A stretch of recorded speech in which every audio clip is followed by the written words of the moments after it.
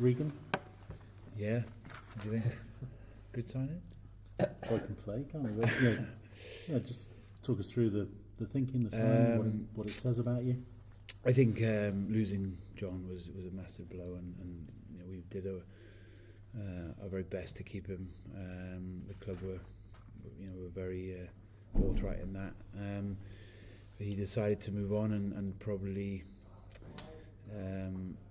looking at the makeup of the team anyway. Before John was leaving, we still have a shortfall of experience and age maturity. We've got one player currently playing for us that's over 30, which is Phil John, and Deacon Miners on the sidelines, who's also over 30. So when you look at it compared to other teams who we're playing against, then there's still that little bit of lack of maturity in the group. And Regan, obviously at 32, 33, is someone that has a huge amount of experience. And if you've seen any of his footage over the last couple of months, he's still playing at a very, very high level, and the standard of which he showed when he played here previously. So we're still getting a player of real quality. And what he did when he was here in the 6 years previous to him going to Claremont was he had a huge impact on the group, the individuals within the group, players inside and outside of him.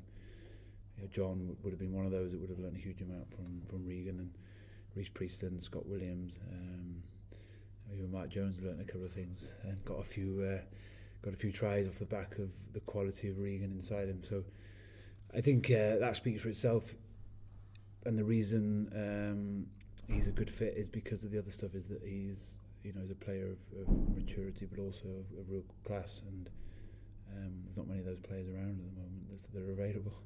For him, is it as simple as John Davis is going there, so he's going to lose a place? What's his thinking? For Regan coming, they've got a bit of depth there, haven't they? So I'm not sure in terms of. I think he had options to stay in France, but I think the attractive thing for him was that he's played 6 years of real quality rugby here, and he knows what this place is about. He understands our philosophy and what makes the Scarlets tick, and he enjoyed his time here.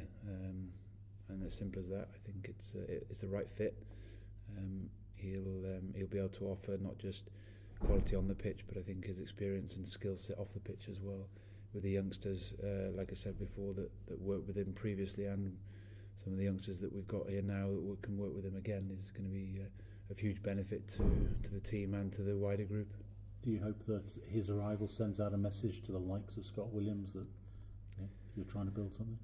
I think we're always trying to retain and build and better ourselves, and I think you lose a player of John's quality, bringing in a player of Regan's quality softens the blow.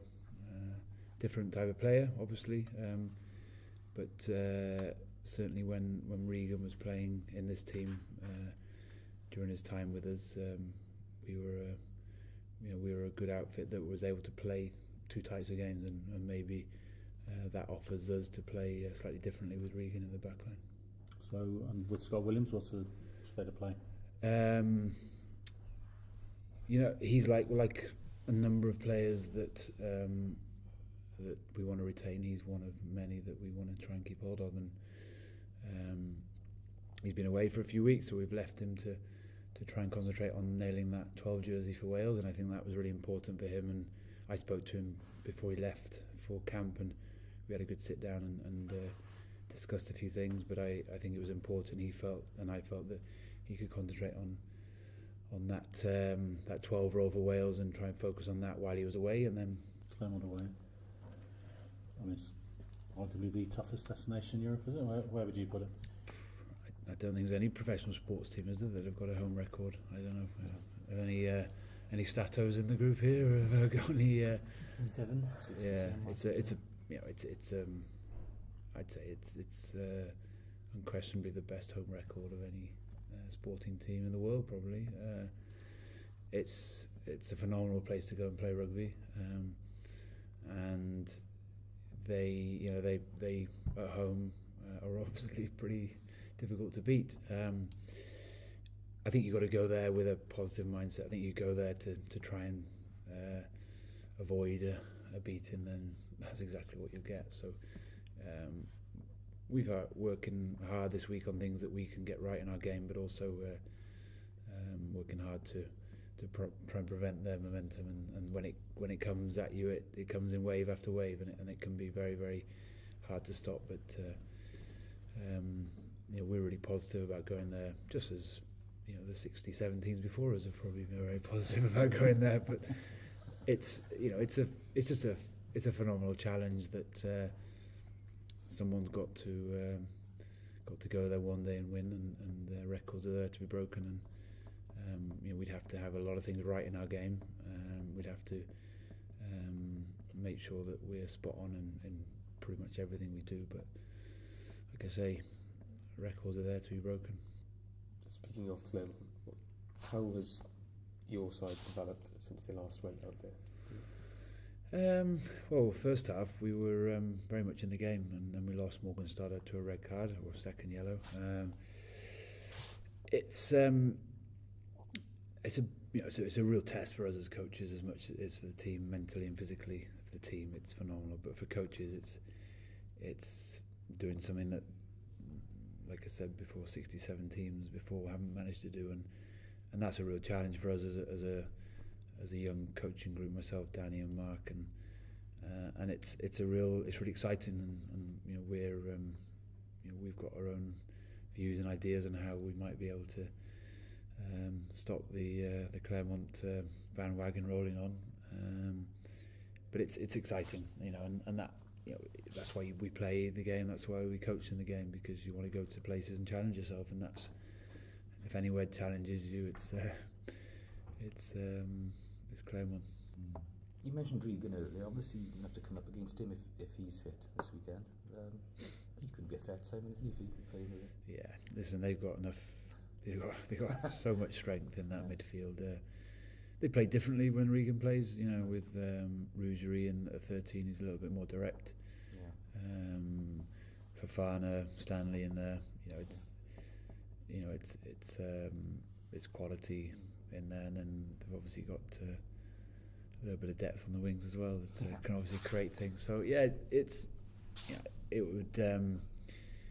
I'm sure Regan would like to play against us as well, and show us what we're bringing back. But the qualities throughout that team, and they do play slightly differently when they have certain individuals in their back line in particular. But it doesn't really matter who starts for them. It's not really an awkward situation to play for the team you've just signed 3 days before. I suppose Regan's experienced pro. He would just get on with it, and he's pretty laid back as well. He won't let things affect him too much, and he'll go out there to do exactly what he does really well, is play good football. And we know a bit more about Regan maybe than the others, and we know his strengths, and if he's got any weaknesses, we might know them as well. But there's not many of them. You've played Claremont 12 months ago around. In which areas would you say you've improved within those 12 months? Certainly our set piece has improved. We've given and dedicated a lot of time to that area, the line out and the scrum in particular, and we've seen this season the rewards of that.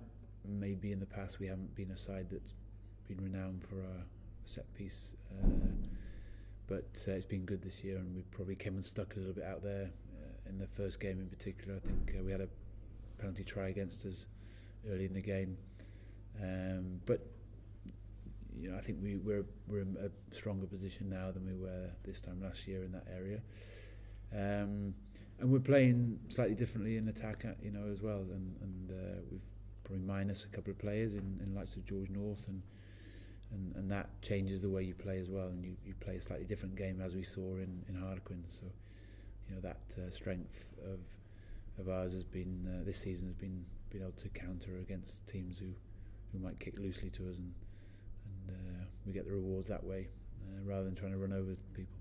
You managed to bring some new players in. Think of youngsters like Jordan Williams and Roddy Williams. Have you been surprised by their development this season? Not really. They went really well in the under-20s in France in the summer, and we're used to bringing in youngsters now, aren't we? It's what we do. It's just trying to keep hold of them. It's a difficult thing.